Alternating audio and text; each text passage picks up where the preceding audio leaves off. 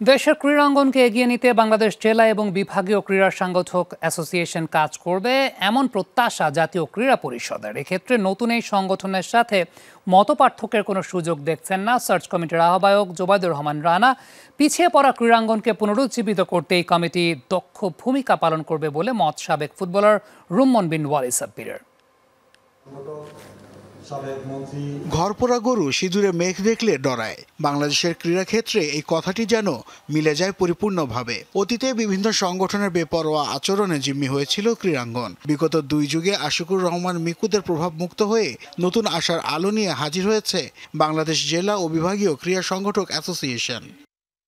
দলীয় প্রভাব মুক্ত হয়ে দেশের ক্রীড়াঙ্গনকে এগিয়ে নেওয়ার প্রত্যয়ে গঠিত হয়েছে এই সংগঠন। যদিও খেলাধুলায় গতিশীলতা আনার জন্য সার্চ কমিটি গঠন করে জাতীয় ক্রীড়া পরিষদ, তবে কাজের ক্ষেত্রে এ নিয়ে মতপার্থক্যের সুযোগ দেখছেন না সার্চ কমিটির আহ্বায়ক জোবায়দুর রহমান রানা। বরং ক্রীড়ামনা দক্ষ সংগঠকদের নিয়ে কমিটি গঠিত হয়েছে বলে জানান তিনি। আমাদের যে একটু কাজ আছে আমরা সেই কাজটা করব। আর ওনারা তো এরকম একটা সংগঠন করেছেন, এখানে তো অনেক ভালো ভালো লোকজন আছেন। ওনারা যদি ক্রীড়ার উন্নয়নের কোনো সুযোগ পায় আমার তো মনে হয় ভালোই করবে।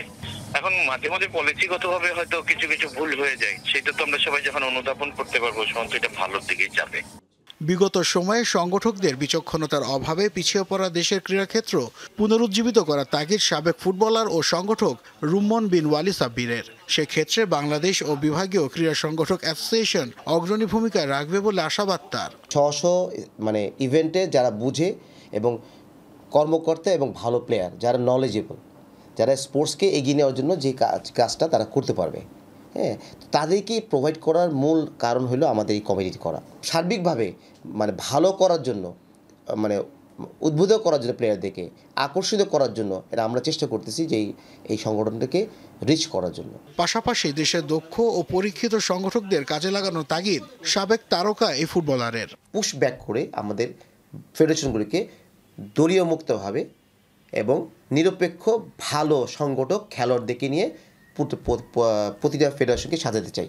এটাই আমাদের মূল লক্ষ্য এবং এটাই আমাদের আশা এবং চিন্তা ভাবনা। ইনশাআল্লাহ আমরা এটা বাস্তবায়ন করবো ইনশাআল্লাহ। ক্রীড়াক্ষেত্রের গতিশীলতা সহজেই যে আনা সম্ভব নয় তা অবশ্য মানছেন সাব্বির। তবে সকলের সমান অংশগ্রহণ নিশ্চিত করতে পারলে অচিরেই ফলাফল ধরা দেবে বলে বিশ্বাস তার। নাসিফ শুভ, যমুনা স্পোর্টস, ঢাকা।